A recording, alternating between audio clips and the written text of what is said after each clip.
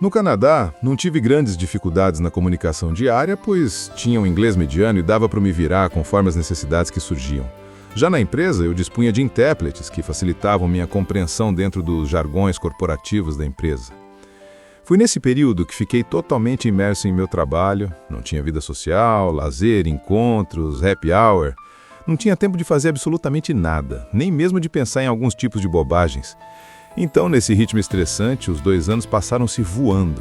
Quando eu dei por mim, os diretores da empresa estavam me propondo renovar meu visto por mais 2 anos. Eu agradeci a todos e disse que em breve eu voltaria a atuar diretamente com eles. Mas por muita insistência conseguiram me manter no Canadá por mais 1 ano. Foi nesse tempo que eu consegui fechar contratos com as redes de hotelaria e shoppings da cidade de Gramado, como também sugeri parcerias com a Canadian Corporation em todo o território nacional sob a chancela da Skinners & Sendo a única representante dessa multinacional no país, poderíamos prestar serviços de mentorias e treinamentos por todo o país. Muitos dirigentes dos grandes conglomerados industriais e comerciais do Brasil demonstraram interesse em conhecer nossa plataforma. Indiquei alguns membros da Skinners & para mediar esses acordos. Durante todo esse período, fiquei extremamente focado em meu trabalho, desenvolvendo, atualizando e melhorando os sistemas já existentes. No final desse último ano, decidi voltar para casa. O desejo de rever meus entes queridos, meus amigos, falaram mais alto. Reorganizei todo o cronograma da atuação de nossa empresa no Brasil e voltei, trazendo muitas experiências e conhecimentos valiosos para a Skinners & Meu retorno trouxe grandes mudanças na estrutura de nossa empresa. Nosso foco passou a ser mais abrangente, não somente no mercado brasileiro, mas em toda a América Latina.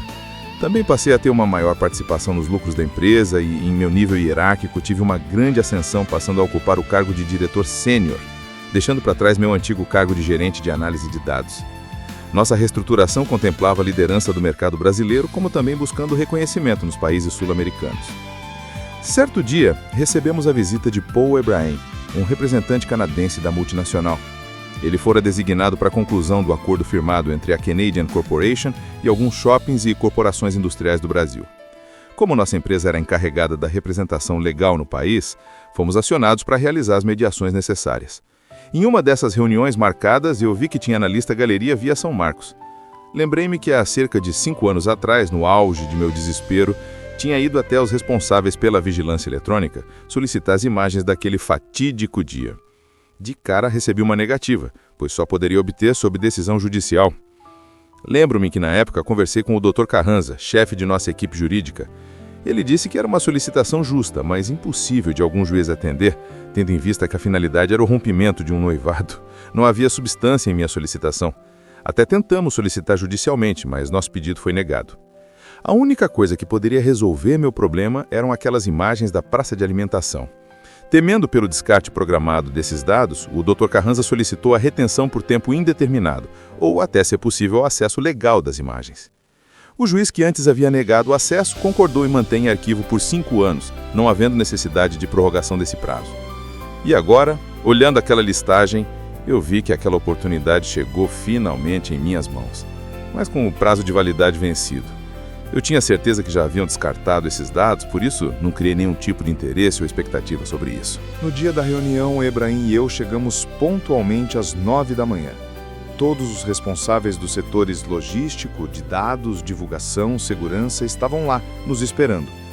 Eu apresentei Paul como sendo o representante da Canadian Corporation aqui no Brasil, e nossa empresa como a de suporte técnico e implementação das ações de prevenção, combate e ação ofensiva aos ataques dos sistemas. Tudo ocorreu conforme o esperado. Todos fizeram várias perguntas referentes ao processo e atuação de nossa empresa, sobre a possibilidade de invasão e espionagem corporativa. Todos tinham dúvidas interessantes sobre nossa atuação e nosso procedimento em caso de ataque. Expliquei sobre os novos programas desenvolvidos, com novas diretrizes produzidas, avaliadas por IAs, e a segurança que isso traria a todos os dados da corporação. Cláudio Castro, o chefe de segurança de dados e também responsável por todo o setor de TI, tinha dúvidas quanto ao acesso aos dados contidos no servidor e o descarte seguro de todos eles, sem deixar rastros ou resquícios na nuvem. Respondi que nosso atual programa faz a remoção quase que cirurgicamente, não deixando para trás nenhum bit de informação quanto ao acesso ao servidor com os dados. Isso continuaria sob a tutela dos setores que já atuam nesse processo, A Skinner e a Canadian Corporation não terão acesso sem uma prévia autorização, como também sob a supervisão dos responsáveis. Cláudio explicou que haviam dados a serem descartados desde 5 anos atrás, mas com essa mudança, eles não sentiram segurança legal para proceder o descarte prematuramente, sem saber os novos procedimentos corretos a serem tomados. Fiquei um pouco apreensivo sobre esses dados que Cláudio acabara de falar. Perguntei novamente: vocês têm todos os dados produzidos desde 5 anos atrás? Eles ainda estão armazenados no servidor, até mesmo aqueles que, por ordem judicial, aguardavam o tempo de expurgo? Cláudio afirmou que sim, e essa era uma política da empresa. Tendo em vista o descarte ser permanente, era necessário comunicar ao juiz da sentença que os dados vão ser descartados. Ao ouvir aquilo, meu coração parecia que iria saltar pela boca. Senti um entalo e uma forte palpitação. Pedi para conversar com Cláudio quando a reunião terminasse, pois eu tinha um assunto particular para tratar com ele. Ainda um pouco eufórico pela possibilidade de conseguir as imagens, continuei a reunião tentando me manter calmo. No final, todos parabenizaram nossa parceria e que pudéssemos trabalhar juntos sem ocorrer eventualidades complicadas. Ao sair dali, Cláudio me levou até a sua sala e lá, finalmente, pude conversar e explicar minha situação para ele. Cláudio ouviu com bastante interesse o meu caso e imediatamente solicitou que dessem acesso aos dados referentes ao período em questão, pelo menos um mês antes daquele terrível dia. Para facilitar nossa busca, Cláudio pediu uma foto de Sueli para passar o scanner de imagem facial, pois seria muito mais rápido e proficiente. Rapidamente entrei no Instagram dela e baixei uma imagem. Lançamos no programa, que imediatamente começou a processar o reconhecimento no dia do ocorrido. Essa busca foi rápida, pois logo nas primeiras horas de abertura do shopping, perto das 10h30, Sueli entrou com várias sacolas, acompanhada de um casal.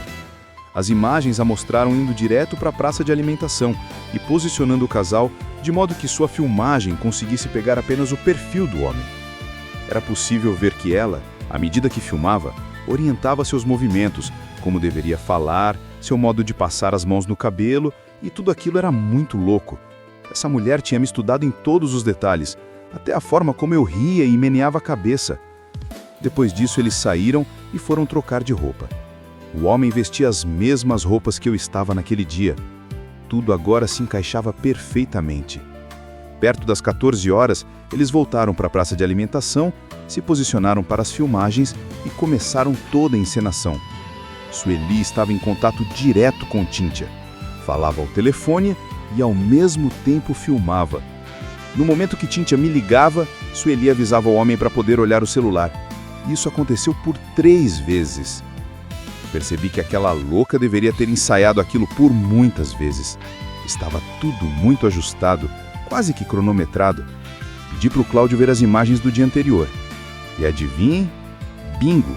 Lá estava a maluca, com o casal ensaiando e ajustando as suas performances. De acordo com o scanner, essa loucura ocorreu por 3 dias seguidos.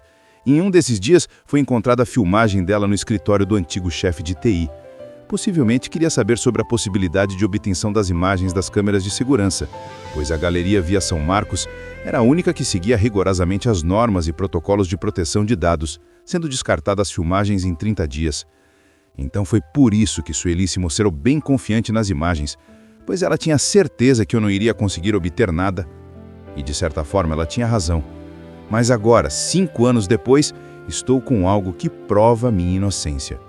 Cláudio fez um backup dessas imagens e me deu, sem cerimônias, e disse que não iria descartar, por enquanto, caso fosse necessária a comprovação da veracidade dessas imagens. Eu agradeci muitíssimo ao Cláudio, pois finalmente poderia me ver livre do passado e me libertar dessa culpa. Cheguei em casa muito cansado. Parecia que eu tinha carregado o peso do mundo em minhas costas, mas aquela velha angústia e o medo de errar me consumiam. Comecei então a me perguntar, qual o propósito de tudo isso? Cíntia já devia ter seguido em frente, já devia ter superado tudo isso. Mas eu, por que ainda me sentia como se devesse alguma explicação ou justificativa final? Por 5 longos anos me deixei ser escravizado por esse sentimento que não só me aprisionou, como também me destruiu.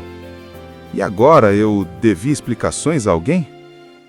Comecei então a me questionar sobre o meu papel na minha antiga relação com Cíntia. Na realidade, nem eu mesmo sabia o que queria, pois os anos que se passaram, os sofrimentos causados, tudo isso não poderia ser apagado ou simplesmente esquecido num fundo de uma gaveta. Ponderei bastante sobre o que deveria fazer e a única solução plausível era deixar tudo como estava, não mexer mais no vespeiro. A confiança já havia se quebrado. Os elos que uniam nossos destinos viraram pó. Lembrei que, naquele dia, eu não fui ouvido, fui agredido e saí como um mau caráter, alguém de caráter irreconciliável. Não consegui dormir aquela noite. Pensamentos intrusivos arrebataram minha consciência de tal forma que parecia estar vivenciado toda a dor e sofrimento daquela época. Não haviam certezas, só dúvidas, e a pergunta era: será que eu espero continuar minha vida de onde parei com Cíntia? Será que eu ainda desejo reviver aqueles momentos de alegria que tive ao seu lado? Será que eu estou disposto a reaver aquilo que me foi tirado? Tantas perguntas e tantas dúvidas. Não havia um momento em que minha mente me desse paz. O dia finalmente amanheceu e, para variar, eu estava somente aos cacos, quebrado e vazio emocionalmente. Mas eu tinha chegado a uma conclusão. Precisava mostrar essas imagens. Eu tinha que repassá-las. Não podia ficar comigo guardadas. Lembrei então do seu Arthur, pai de Cíntia. Ele sempre foi muito equilibrado e ponderado. Eu iria explicar a ele a situação em que estou e ele que iria decidir qual a melhor solução tomar. Já não me importava mais se Cíntia iria ver ou não, se iria acreditar ou tentar entender sua amiga, já não era mais da minha conta. Ao chegar na empresa, pedi à minha secretária que localizasse o seu Arthur, pai de Cíntia. Não tinha certeza, mas acho que o seu sobrenome era Tavares. Falei o endereço que moravam há 5 anos atrás. Em 30 minutos, Dona Celeste me passou os dados que eu havia solicitado.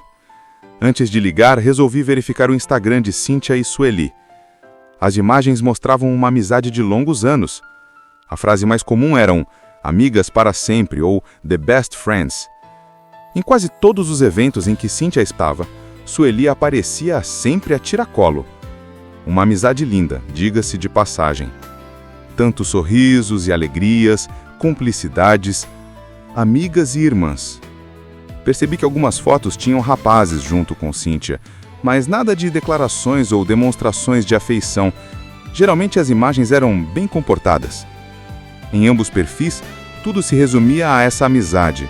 Parecia que viviam intensamente cada momento juntas. Quando a noite chegou, meu coração ainda continuava com muitas dúvidas. Não havia como mensurar ou prever os resultados daquela ação.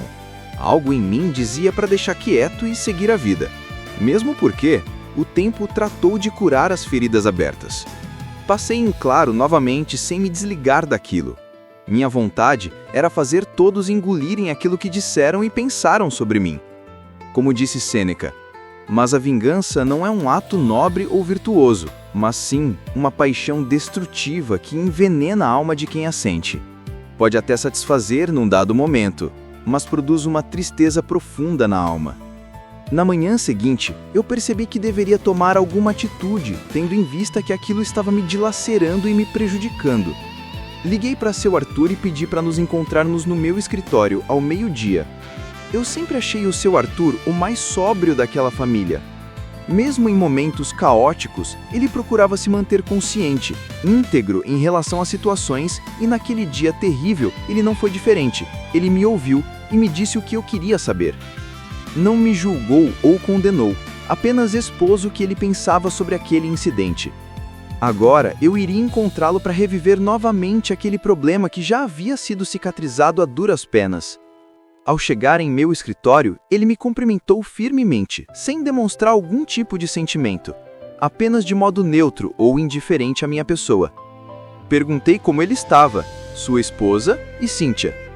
Ele me respondeu em curtas palavras que estava tudo bem, pelo menos até aquele momento. Então eu falei: "Seu Arthur, na última conversa que tivemos, o senhor pediu para eu respeitar a vontade e a decisão de sua filha, e assim eu o fiz. Lamento trazê-lo novamente a esse assunto, mas consegui finalmente as imagens do shopping que mostram que não era eu nas filmagens. Do celular de Sueli, seu Arthur ficou um pouco apreensivo, meio descrente, mas por ser alguém comedido e racional diante de coisas tão irracionais, ele pediu para assisti-las. Quando coloquei na tela do computador o vídeo e ele começou a ver as imagens, meio sem entender, ele observava atentamente toda a ação contida no vídeo. À medida que ele assistia, suas expressões do rosto mudavam. Era de susto, pânico, incredulidade, negação, tudo junto. Em alguns momentos, ele levou a mão à boca e sussurrou bem baixinho: "Meu Deus!" Quando terminou tudo, quase 30 minutos de vídeo, seu Arthur estava petrificado. Apenas dizia: "Agora eu entendo. Isso explica muita coisa." Ele olhou para mim e perguntou: "Henry, o que você pretende fazer agora?" Vi que ele ficou muito agitado com tudo isso, mas eu disse que não era minha intenção mostrar a filha dele. Eu não sabia como ela estava, se tinha superado tudo e nem se lembrava mais do passado. Por isso, eu o tinha chamado para mostrar o que realmente aconteceu naquele dia e o teor das imagens. Somente eu e ele sabíamos da existência delas. Então, eu removi o pendrive e dei para ele. Disse que ali continha o único arquivo desse vídeo. Ele podia escolher o que considerasse melhor para sua filha. Eu não iria exigir nada dele. Sua decisão seria a minha decisão. Seu Arthur me abraçou e pediu 1000 perdões por tudo que havia acontecido comigo e todo o mal que sua família me causara.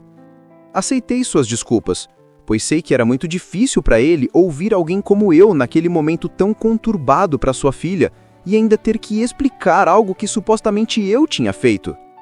Ele saiu dali realmente para baixo, seu olhar antes altivo e agora subjazia diante de um impasse cruel. Confesso que fiquei muito aliviado em tirar de minha posse aquelas imagens, pois só assim eu não teria mais a obrigação de tomar uma decisão sobre aquilo. Naquela noite, eu dormi o sono mais tranquilo da minha vida. Parecia que há mais de 5 anos eu não conseguia relaxar daquela forma. Eu me sentia finalmente livre, sem culpa, sem medo. Eu estava, enfim, liberto. Por uma semana, não tive notícias sobre a decisão do seu Arthur. Na realidade, eu já nem me lembrava mais. Pensei que ele havia destruído tudo aquilo e deixado a vida seguir. O importante mesmo era que eu me sentia livre e liberto. Nada mais me aprisionava no passado. Dona Celeste me avisou que seu Arthur estava no escritório e queria falar comigo. Pedi para que ele entrasse para conversarmos. Ele entrou e se sentou comigo junto à mesa de reuniões. Perguntei como ele estava e disse que a decisão tomada por ele não precisaria de justificativa para mim. Estava tudo bem. Ele apenas sorriu e disse: "Henry, por 3 dias e 3 noites não consegui dormir. Por várias vezes tentei queimar esse pendrive. Mas essa era a decisão mais fácil, menos dolorosa. O tempo já havia cicatrizado as feridas abertas, ou pelo menos não doíam tanto como antes. Pensei realmente em fazer isso, mas, como eu disse, nem sempre as decisões mais fáceis são as corretas. Há cerca de 2 anos, tenho percebido essa amizade doentia que Sueli tem por Cíntia. Não vejo como algo natural, parece doentio, possessivo. Por várias vezes eu a ouvi aconselhando Cíntia a sair de casa. Elas iriam morar juntas, dividirão o aluguel e poderiam viver uma vida sem a vigilância de seus pais. Percebi que Cíntia ficou bastante interessada, pois já são maiores de idade e querem aproveitar a vida. Tentei ignorar esse fato, mas, recentemente, percebi minha filha com atitudes bem ríspidas em relação à vila. E perguntei o que havia acontecido, mas ela desconversou e me disse que não era nada, apenas impressão minha. Sueli é dominadora e persuasiva, tem uma influência má sobre Cíntia. E isso tem me preocupado muito. Quando eu vi o vídeo, percebi o quão perigoso era essa amizade e influência. Por mais que minha filha tenha superado essa dor, certamente Sueli irá criar outras, somente para se mostrar necessária para Cíntia. Ouvi toda aquela explicação de seu Arthur, então perguntei: "Cíntia viu o vídeo?" Seu Arthur disse que sim, e mal se continha de tanto chorar.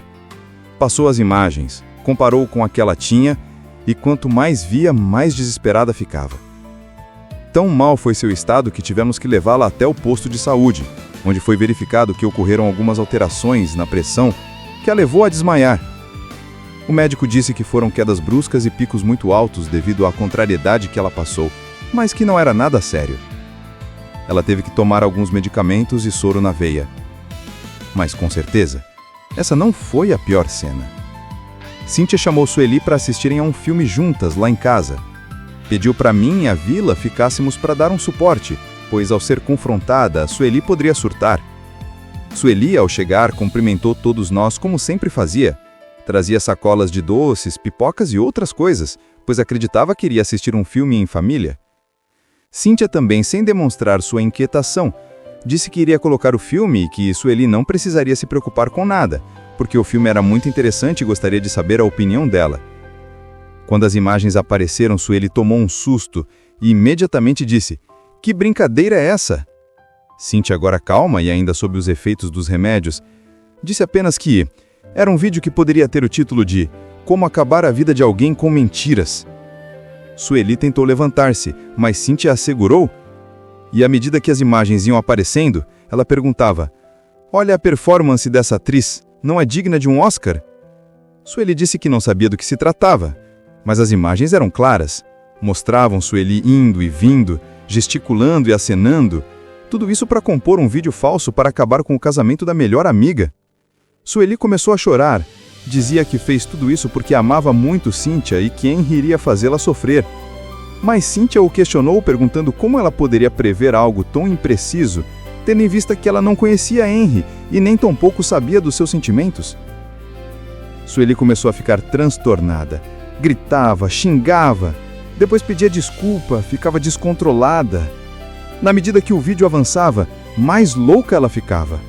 Não conseguimos ver o vídeo até o final, pois ela desligou a televisão pelo cabo de força e, ajoelhando no chão, se jogava aos pés de Cíntia pedindo que a perdoasse, pois sem a presença de sua única amiga, ela morreria.